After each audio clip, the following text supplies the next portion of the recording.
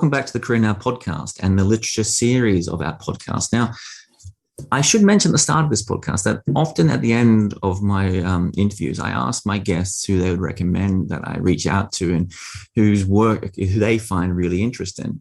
And recently, I won't mention any names, but 3 or 4 guests have mentioned the name of today's guest. And having read through her work, I agree it is quite interesting, even though I am a novice on it. This is Ksenia Chizhova, Assistant Professor of East Asian Studies at Princeton University. Ksenia, welcome to the podcast. Thank you so much, Jed, for your invitation and for the kind introduction, and special shout out to the colleagues who mentioned my name to you. I'm sure they know who they are. And what I might start with here, so we're going to speak about a single chapter of your book. So because more details from your broader book may come into it, and for everyone who wants to understand perhaps a little bit more context, as a first question, I might get to introduce your book as an overall project, and then we can talk about the chapter in question. Sure. So you want me to kind of briefly speak about my book first, right? Yes. Right. So my book is titled Kinship Novels of Early Modern Korea Between Genealogical Time and the Domestic Everyday. Perhaps the best way to introduce the book is to speak about why I got interested in the texts that I worked on, the so-called lineage novels that are extremely long vernacular Korean fictional texts that are focused on the domestic space.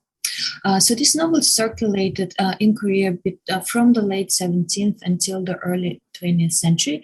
And what is most striking to me about them is that they're all about violence in the domestic space, violent feelings, violent actions, rebellions, blood, feuds. Now, that becomes more interesting when we realize that the main readers of these texts were actually elite women. So I was always possessed by the question, why would elite women who were subject to such stringent comportment standards be allowed, even encouraged, to read these texts? So this was my driving interest for the project. And as a result, I will not go right now into too much of the detail.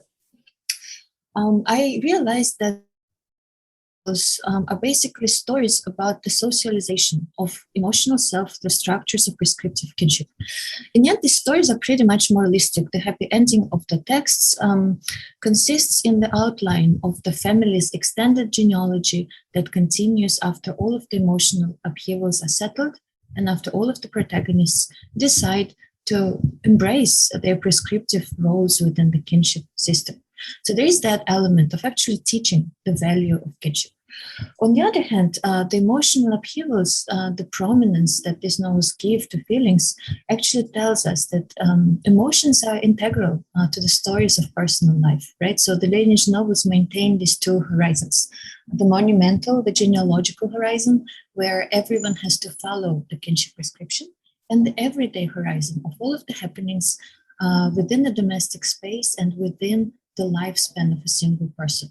And I'm almost done. I just need to mention right now also that another significant dimension of the lineage novels history is, of course, the manuscript history.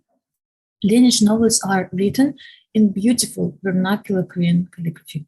They're transcribed by elite women, and in their families, they become prized tokens of family's cultures. They are actually, according to excellent notes, they are even deposited in family shrines, which are definitely a very sacred space within the Confucian kinship structure of Korea.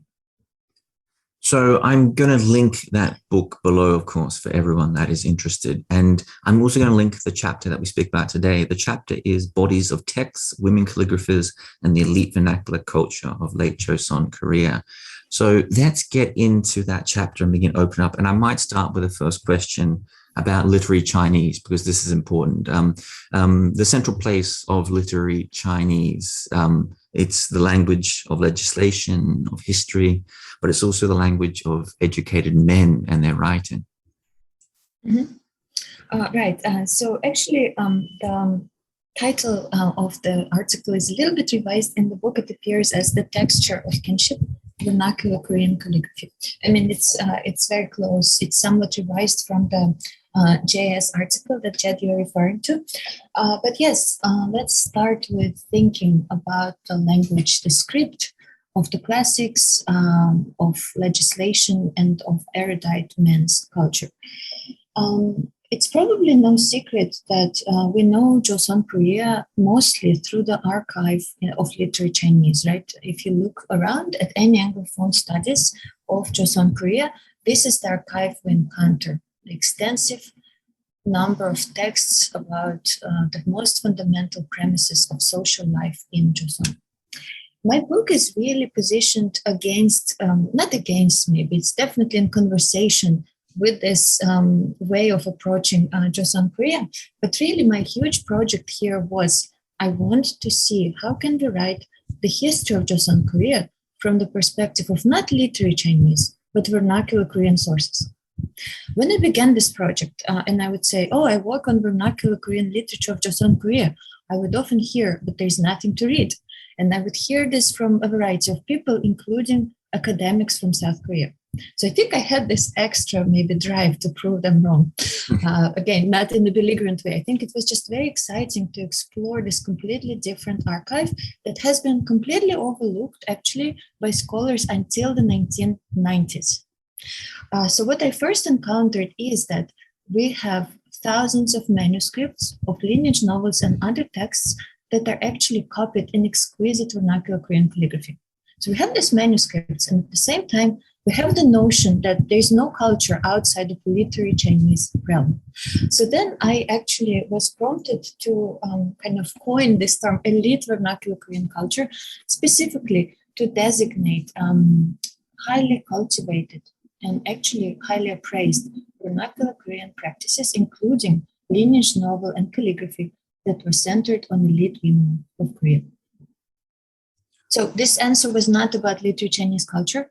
It was actually more of my attempt to make a more forceful statement for the elite vernacular Korean cultural practices. I hope that works. No, that's good. Let's get into that then, and I might start with a quote from Yi Tong-moon, which you start off the first part of this article with, and he talks about the lack of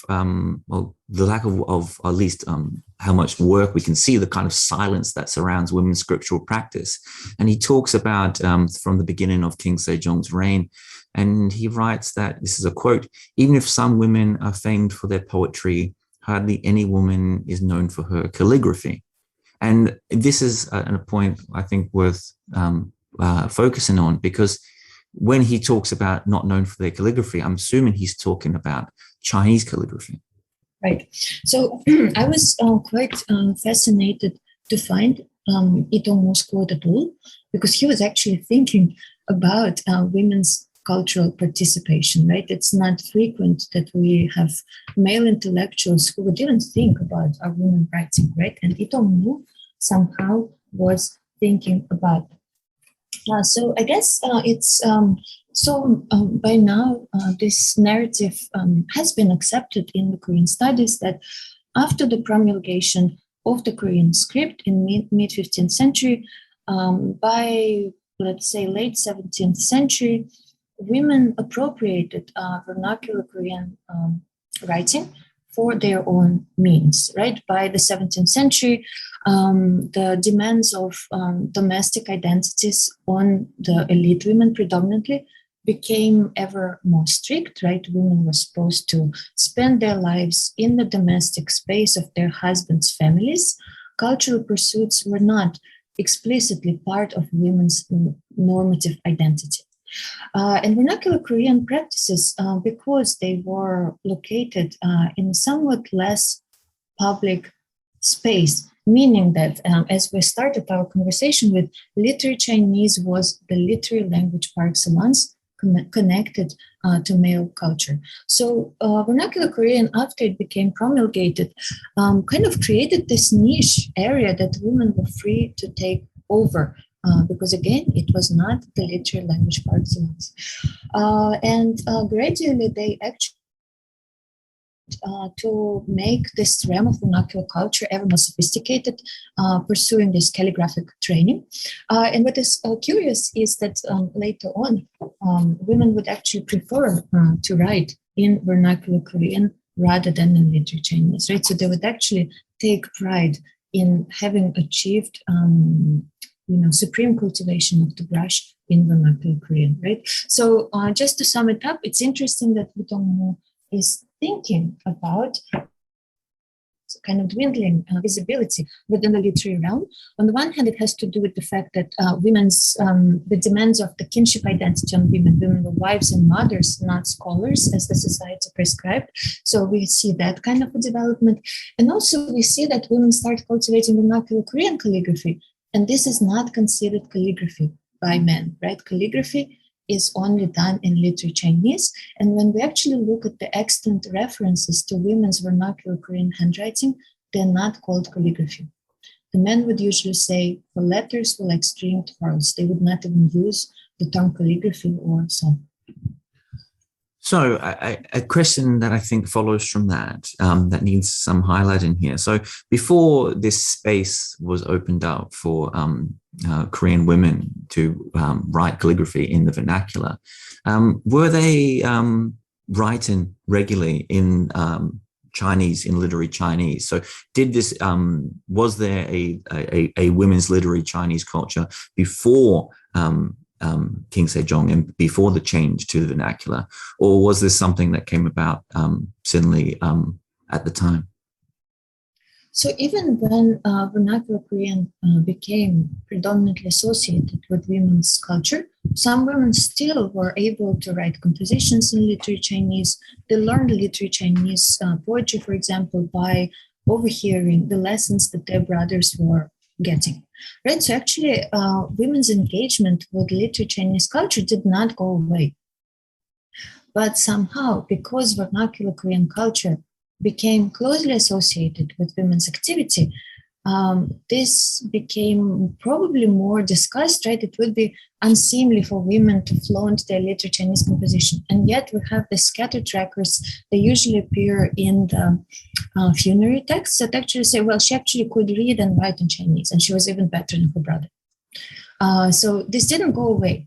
But the fact that vernacular Korean literary realm became fleshed out as a space of women's culture, I think it somehow shifted the emphasis, and it became more acceptable for women to be proficient in vernacular calligraphy or writing than in literary Chinese. But of course, we have some maverick figures even from later periods.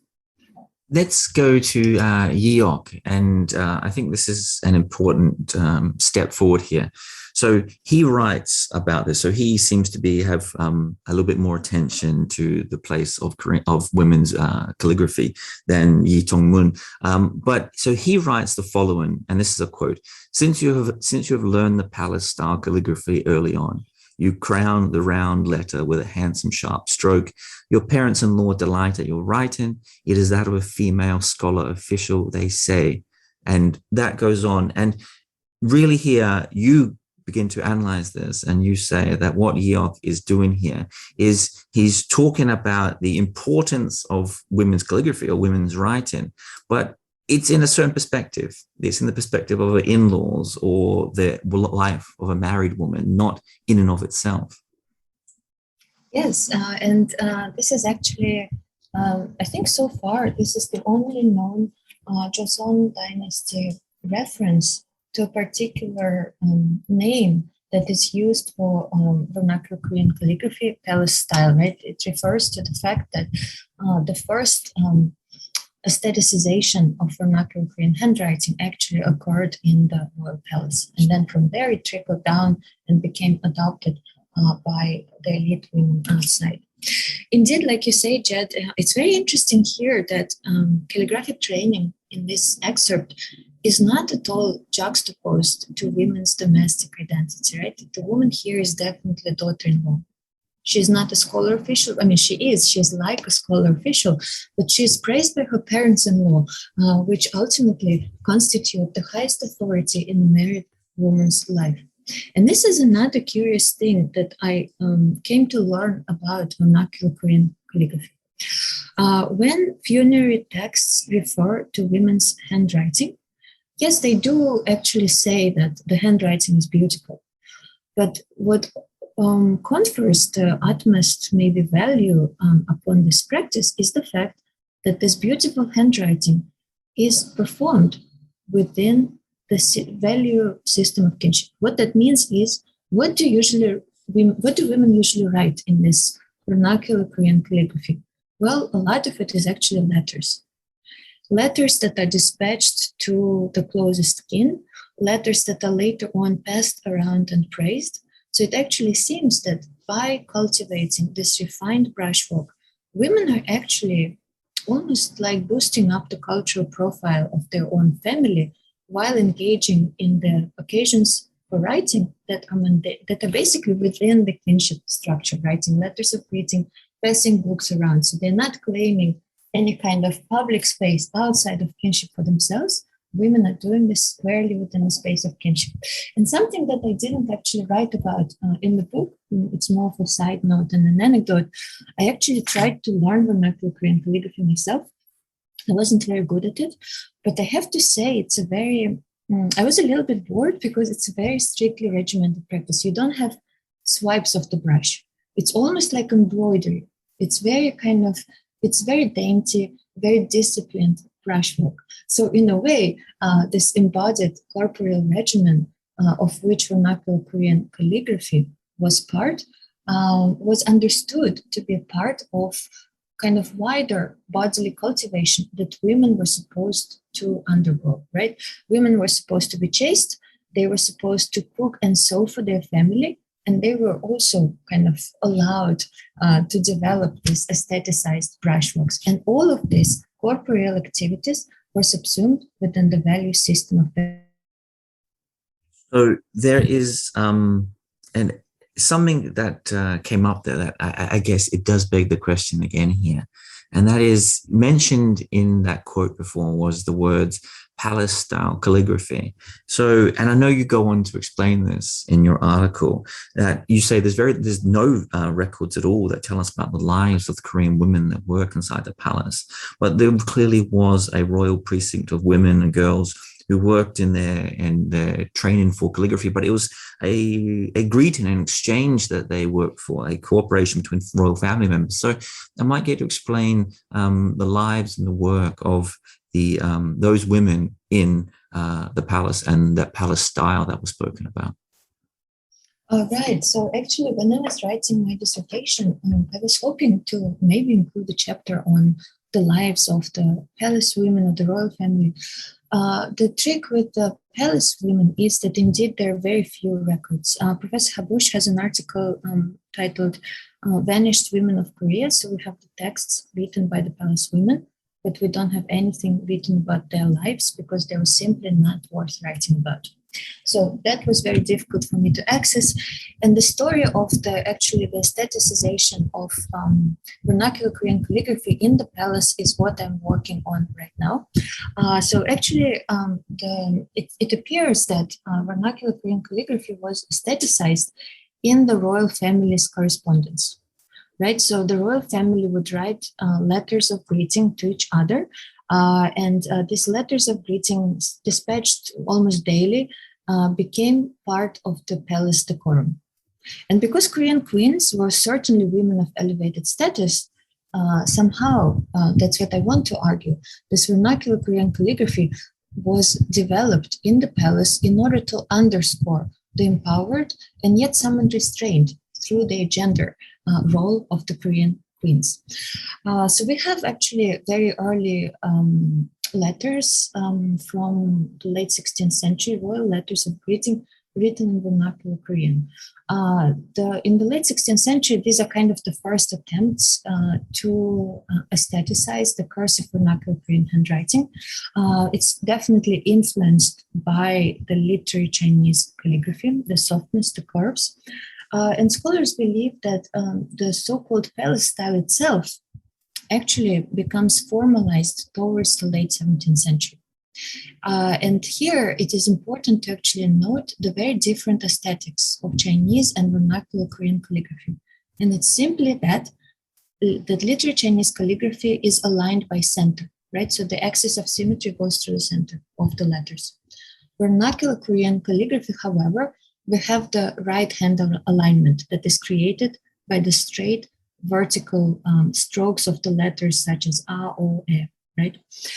So this aesthetics actually develops in the late 17th century, So the palace itself becomes the kind of the source of the first aestheticization of vernacular Korean handwriting that occurs in the correspondence of the royal family. But later on, palace women, they kind of start undergoing very rigorous training regimen in which they learn how to write really an impeccable vernacular Korean calligraphy. Actually, palace women's calligraphy is somewhat different from the calligraphy that is practiced by elite women. It's really much more elaborate, much more uniform in the end. So I guess I will say that. And second, maybe to circle back to your earlier question about the palace women. So one of the way to understand also the work and life of palace women at court are the documents that pertain to the ritual ceremonies in the court, right? So many of the ritual manuals are actually written in exquisite vernacular Korean calligraphy. Some of them include the so-called kolgi, and these are abbreviated transcription of the ritual that actually palace women would carry with them while they're participating, say, in the wedding ceremonies or in the funeral services. So actually there are palace ritual documents that were created for the use of palace women. They were of course created by palace women, and they were all written in this exquisite palace style calligraphy. So somehow these documents allow us, if not get more details about the individual palace women's lives in the palace, but they actually give us a sense of really the presence of these women within the ritual culture of the court, and their presence in turn commanded this elaborate aesthetic handwriting to be done within the space of the ritual documents. Now, you mentioned earlier womanly work, or the work of women, which is referenced a lot throughout this article. And an important thing that I found, at least for myself, coming up here, of understanding the role of women's calligraphy here. You're right, women's calligraphy similarly was directly linked to women's role in maintaining the immediate social circle of their family. So beyond the work themselves, and you go into some detail about this, that it is often the women's role, especially in Confucian society, to maintain not just family circles, but also social circles. And calligraphy played a central role in this.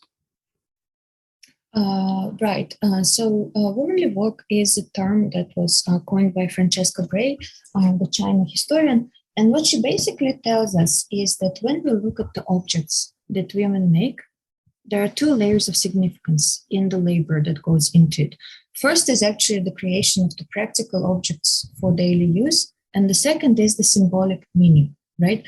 By, say, weaving cloth or making seasonal outfits for their family, women are not only making something useful, they're actually they're performing the expected repertoire of gender roles. They are winning the social worth for their person through engaging in these practical material activities.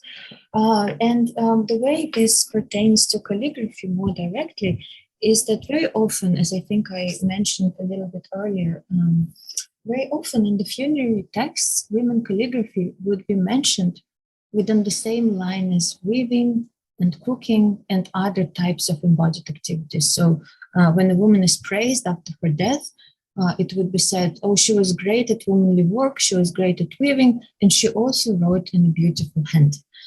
So this is back to the idea that within the culture of Choson, vernacular Korean calligraphy was surely recognized for its aesthetic value, but its ultimate significance was understood through this concept of womanly work, bodily discipline that women were supposed to cultivate during their domestic lives and their husband's family, right? So it's kind of interesting that calligraphy and womanly work are semantically cognate. Let's talk about the education of this handwriting, this calligraphy. As you mentioned a little bit earlier, I think it does bear looking into again, that for men, calligraphy was a kind of moral self-cultivation. It's high aesthetic achievement.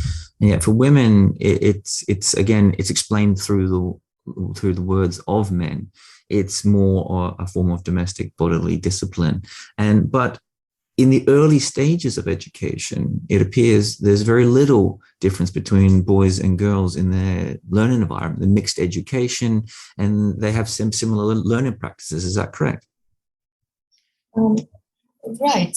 That's a great question. And I guess we must immediately kind of note that this conversation is only valid for the elite families, right? Where boys and girls in the early stages of their education, they would basically be together or right next to each other.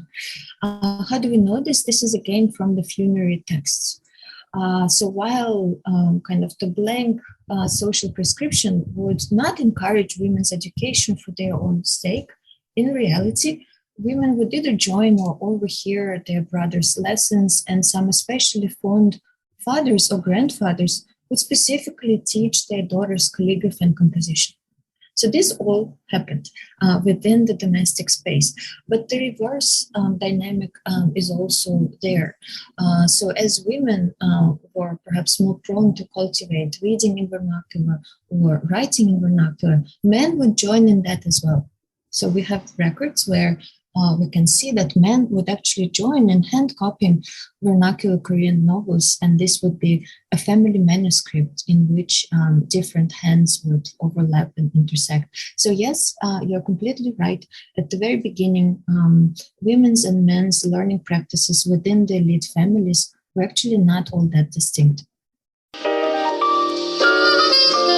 I really hope you're enjoying this episode of the podcast, and I apologize for this interruption, but I'm just going to take this moment to remind our listeners that we've made a conscious decision here in the Korean podcast not to run advertising in any way. So if you do enjoy the podcast, and you listen regularly, and you do want it to continue, it is important that you do your best to support us at the links below, or by sharing, liking, or commenting on the podcast across social media. All your help in this regard is invaluable. And now back to the episode. Was the teaching of women as mothers or grandmothers teaching their children, was this valued over and above men in some way? There's a wonderful quote in your article. I think it's from Kim Jin-gu, and I think he's talking about. I might just read the quote. It makes some sense here. He says, Having lost my own father as a child, my father learned letters directly from my grandmother.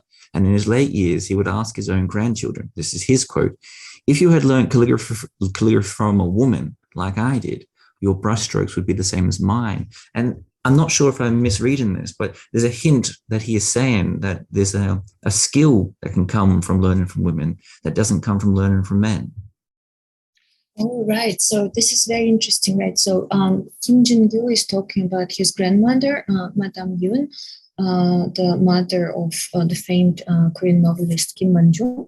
And actually here it's more, he's trying to comment on her ability to write the literary Chinese that you would think is unexpected in a woman. So this is back to your earlier question. So what about women participating in the literary Chinese realm of writing? Did it disappear? Was it only extant before the Korean script was promulgated? And as I noted, women continued to be able to read literary Chinese, to write in it, and to even be good calligraphers. So here it seems actually the case that Madame Yoon was a good calligrapher in literary Chinese. And I think here when Kim Man-gi says, if you had learned calligraphy from a woman like I did, would your brushstrokes be the same as mine? It's not that his brushstrokes are somehow inflected through the feminine hand. It's rather that his own mother was such an outstanding calligrapher. So he's trying to say that my mother, even though she was a woman, she was so educated. Her calligraphy in literary Chinese was so good that even though I lost my father early on, I was trained by her. There's another question then that I've got just from that about the style of calligraphy again. And this is a quote from Park Si-dang. And he says, he's talking about how I believe it was his father or himself had to teach his daughter calligraphy. And this is what he says. As a result, Her brushstroke was forceful and rigorous, unlike the writing of other women's who were small and weak hands. So was there a noticeable difference in terms of style on the ground between women's and men's calligraphy? I know there were different moral connotations attached to it, but was there a noticeable style difference? If you saw two different types of calligraphy, would you know the difference? So since my area is vernacular Korean calligraphy, that's what I will talk about, and I will get back to this quote in your question. So actually in vernacular Korean, there is a huge difference between men's handwriting and women's handwriting. So women's handwriting is very, very dainty. It's really like stringed pearls. It's like embroidery. It's very orderly, kind of no sweeps of the brush. And men, it's quite different. First of all, it's not as cultivated. Very few men tried to even cultivate their vernacular Korean brushwork. What's interesting, what men often do is the vertical strokes are very long. So it's almost kind of, there's this leisurely and forceful stroke when it comes to the vertical ones. So you can see at a glance, in fact, in vernacular Korean handwriting, that this is written by a man or this is written by a woman. I didn't really look so much into literary Chinese calligraphy to speak about that. But of course, the quote that you point to is about literary Chinese handwriting, right? So he taught his daughter literary Chinese calligraphy, and it was forceful and vigorous, unlike the writing of other women's small and weak hands. And I think it's kind of interesting, right? So against the prevalent ideal of kind of female domesticity, submissiveness, this is what essentially constitutes a woman's virtue. Here is a father who actually delights that his daughter is none of this, right? Somehow there is a moment of this subversive affection that allows him to train his daughter in this predominantly male art. But when this daughter gets married, I'm sure she will not be encouraged to display her forceful calligraphy or even cultivate it too much. There's another question here that I think we should dig into slightly, that people may be wondering why the focus on calligraphy, but this was a very different age. I through some of the really interesting quotes that you talk about here, I believe it was Kim Man-ju, and maybe it was his mother, and she was talking about how difficult it was to come by books. It was difficult to afford them, but also difficult to find them.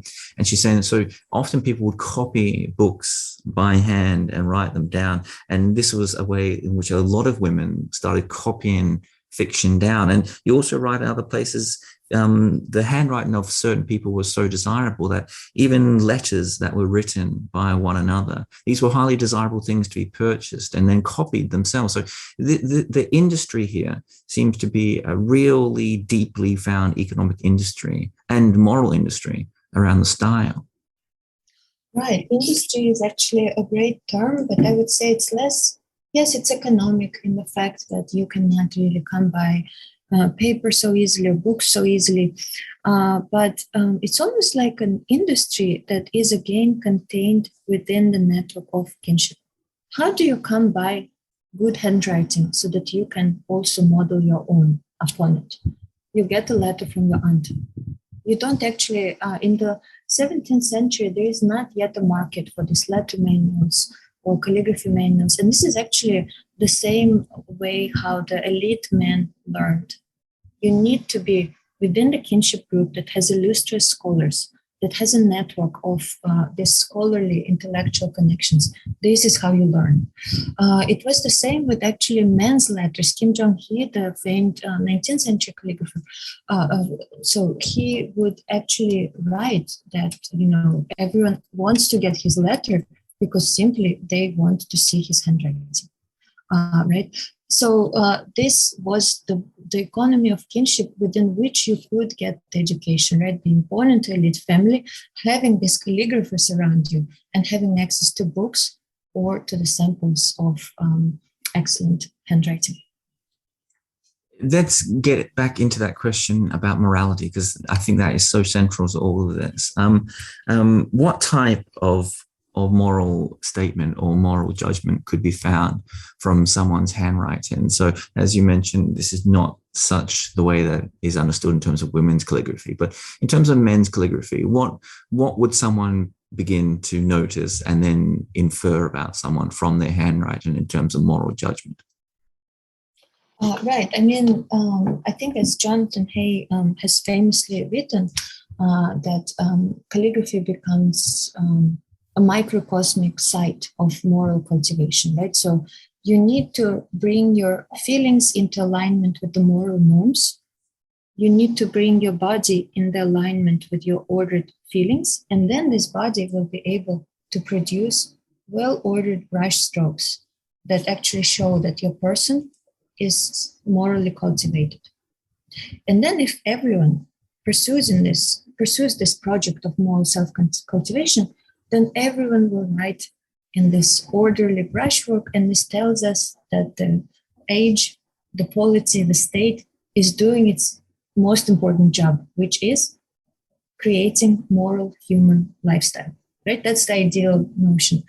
So again, I didn't study literary Chinese calligraphy in terms of what are the discourses that would be connected to the individual people's style, what you can infer about that, what are the discourses around them. This is the ideal notion of men's literary Chinese calligraphy. So by doing brushwork, you're basically participating in the project of creating human culture and making sure that the governance, the moral governance, is going its due course.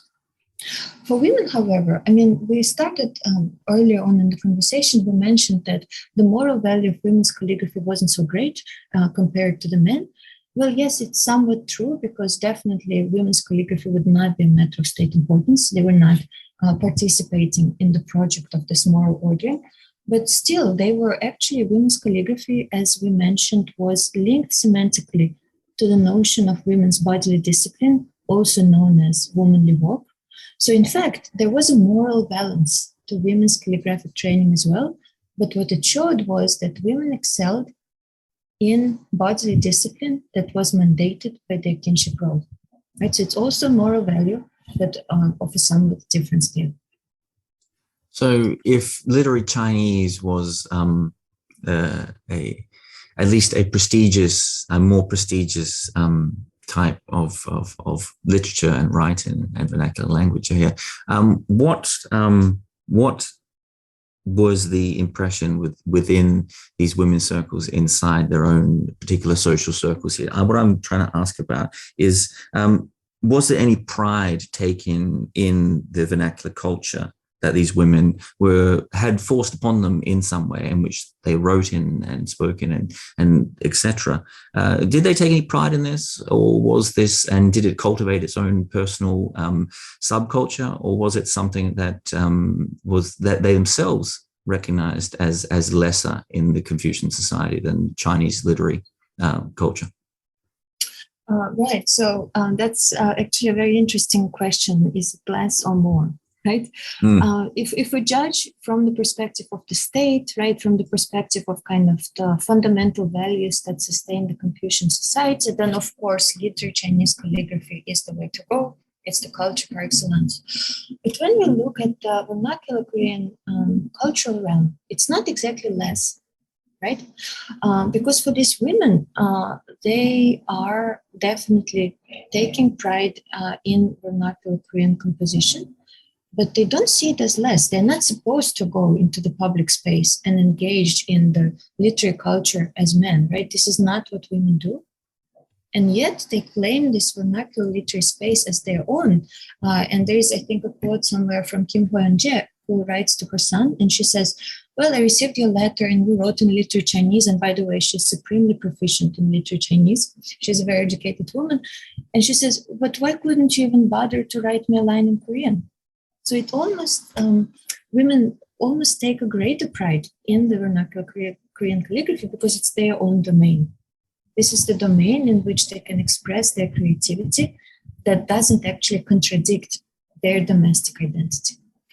So it's not easy to say that vernacular Korean calligraphy is exactly less for these women.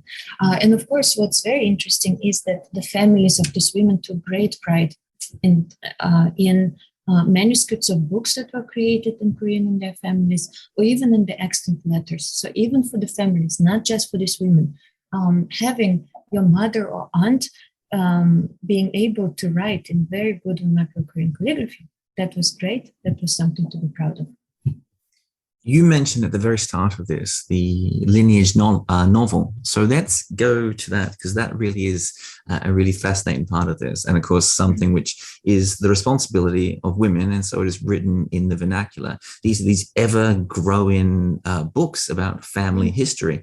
And this, for me, I found fascinating, not just in terms of these constantly growing books and accounts of families and their history, but it's also a history which is written by women and which men in this Confucian society are meant to be the most important figures. So all these concerns about patriarchal hierarchies and marriage arrangements and inheritance and things like this, they are written, and the history of this is controlled by women in a way.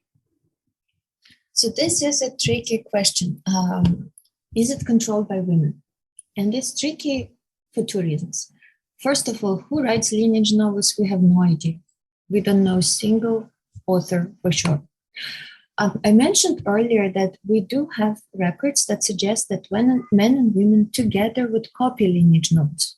So from here, and knowing that, boys and girls, they would share in their leisure and pastime before marriage, when they lived in the same household, brothers and sisters, we could perhaps imagine that lineage novels might have been authored by men and women, some kind of a version of familial collegial authorship, right? So given that we don't know anything about authorship, it's a little bit difficult for us to say that women controlled the narrative.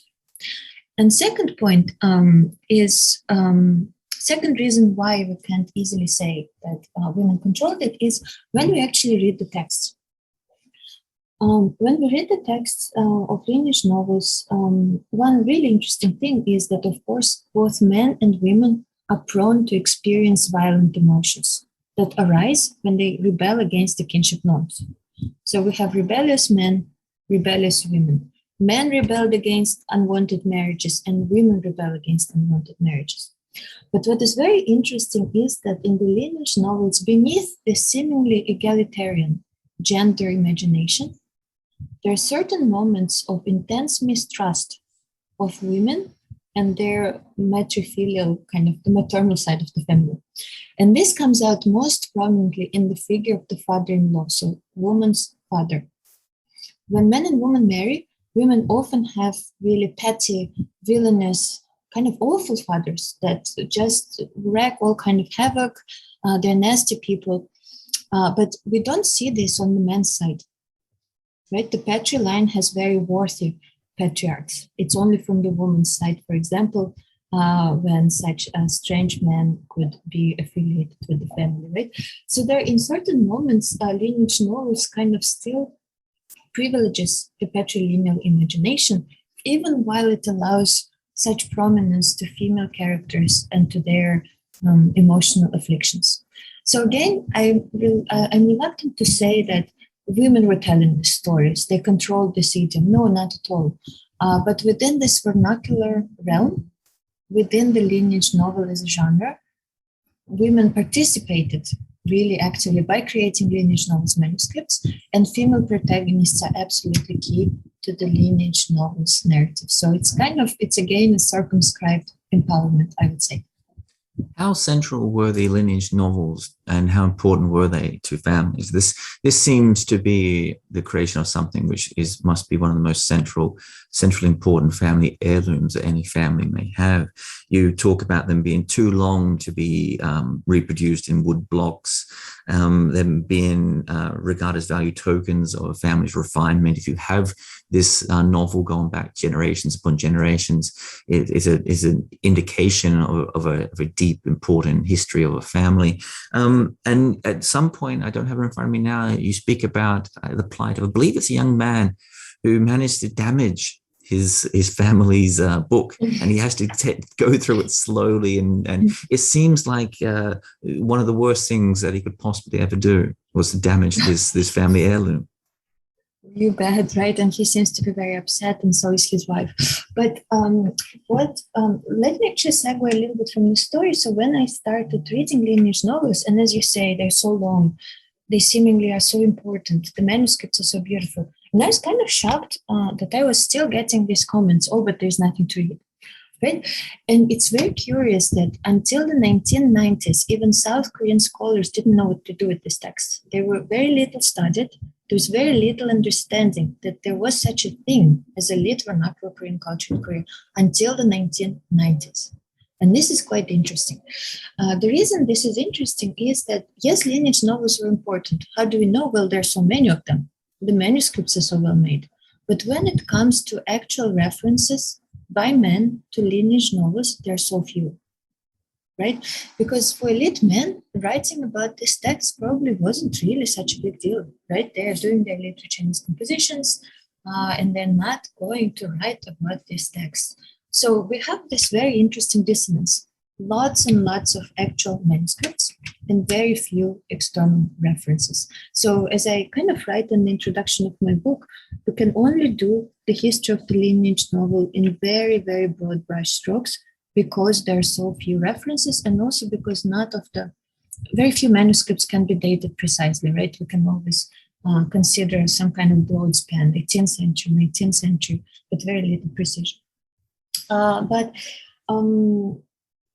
So what I would like to say is, yes, absolutely, these texts are very important. The few extant references tell us that these texts were very important. I discussed the most important external references to lineage novels in the introduction to my book. So everyone who would choose to write about the lineage novel would do so with praise, with appreciation of the women's effort. But again, it's very difficult for us to gauge, how many texts were there, in which particular families did they circulate, who were the readers, how were the texts transmitted. So yes, important, but we can say very few certain verified details about how they were important and to whom. I'm not sure about how many of these texts are surviving, but you do mention that very few of them have. But you're right, and this is important here because people may have misunderstood it, though you did mention it briefly. You talk about, I actually might quote you here. He says, "Here we discern not just a few maverick women who left their paintings, writings, and even Confucian scholarship, but an extensive cultural realm created and sustained by women." I think that's an important point here. This is an extensive cultural realm, a place of high self-creativity, and not just a hand-me-down of a very few women. Absolutely. So we still, I don't think, have a precise count of how many novel titles we have and how many volumes we have, because they keep being discovered.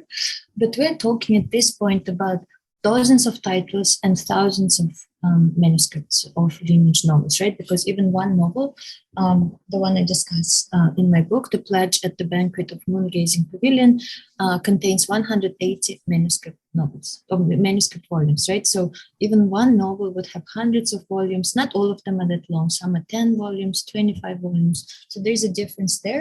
But basically what we have is a lot of titles we have and a lot of the manuscripts we have.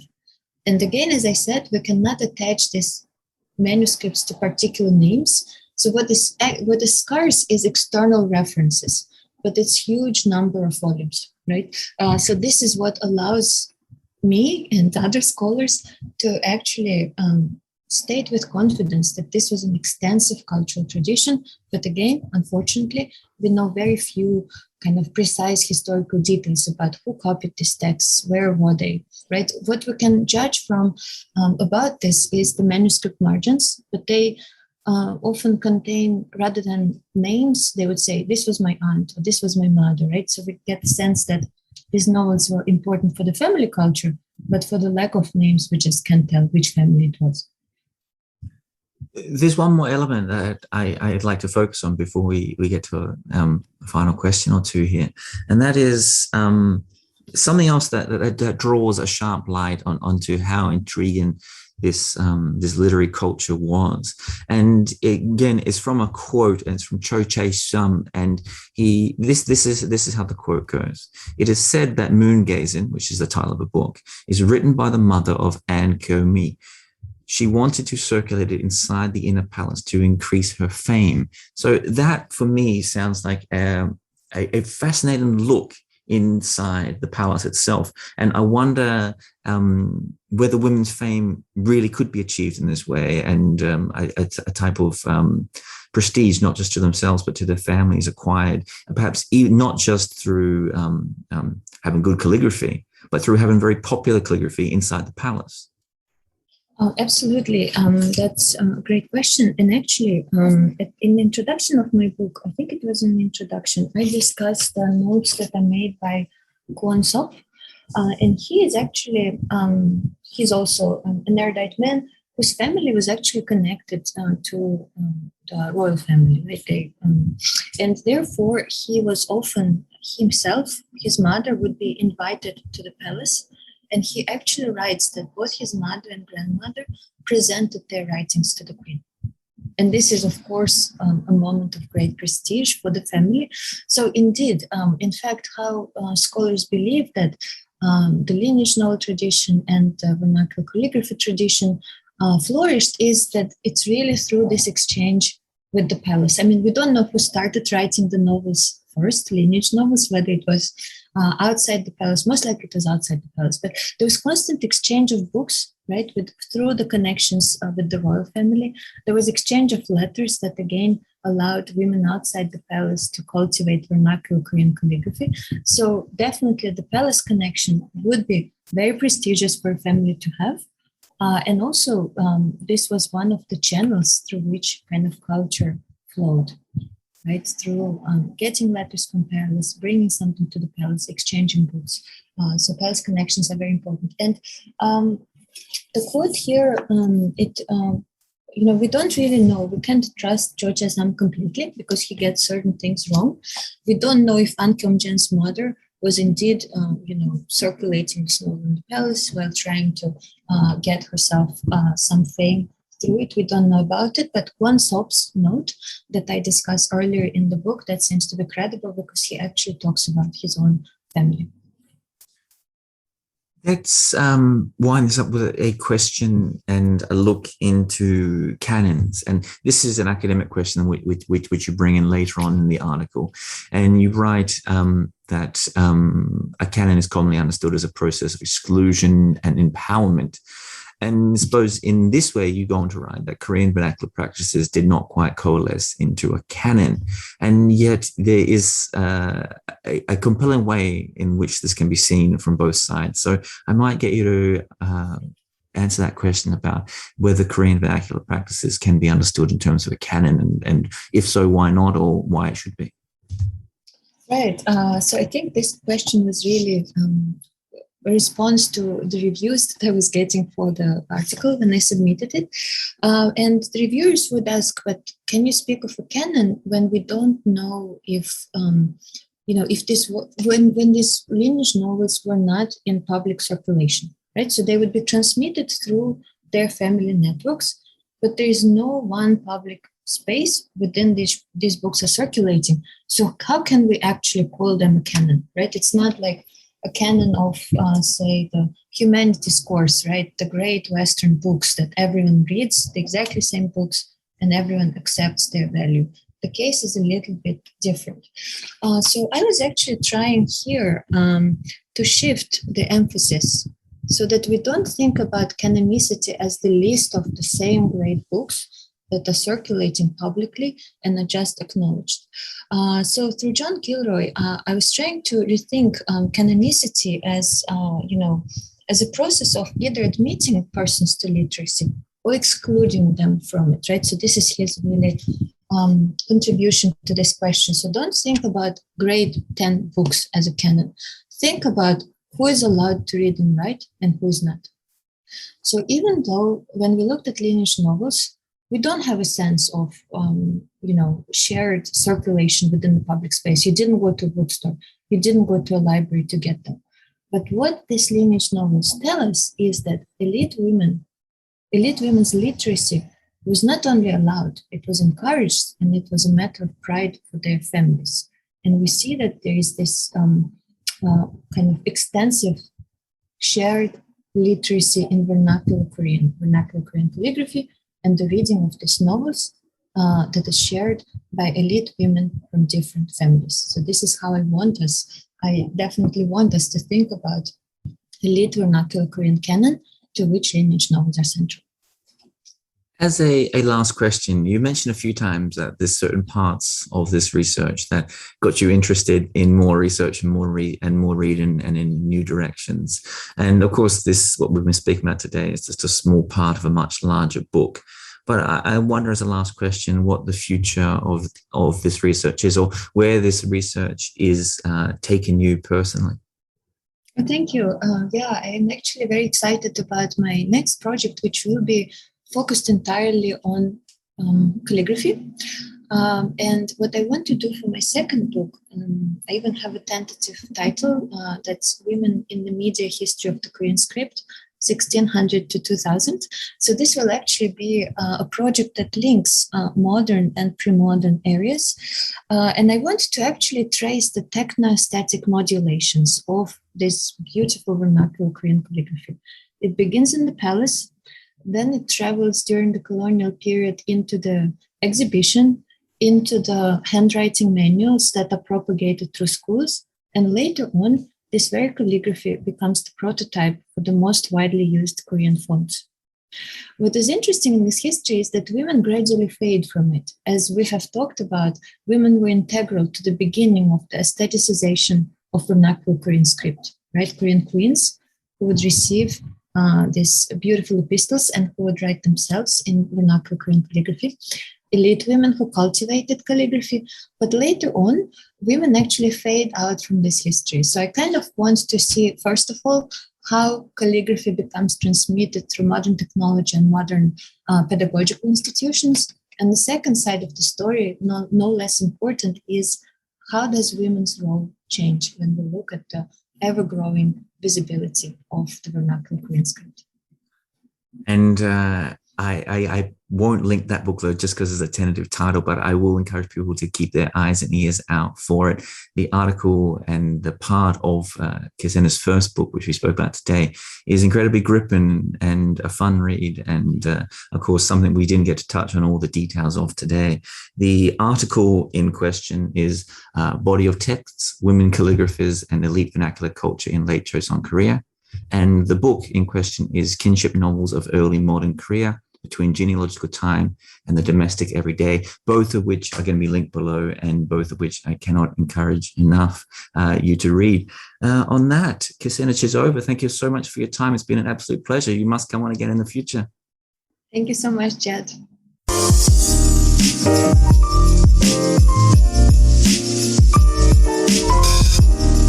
Thank you for listening to this episode of the podcast. I really hope you enjoyed it. This is just a final reminder that we've made a conscious decision here on the Korean Art Podcast not to run advertising. And so the podcast is entirely funded by you, the listener. So if you do want it to continue, please consider supporting the podcast at the PayPal or Patreon links attached below. Or importantly, you can share, like, or comment on the podcast across social media. And on that, I hope to see you again for the next episode. Thanks again for listening.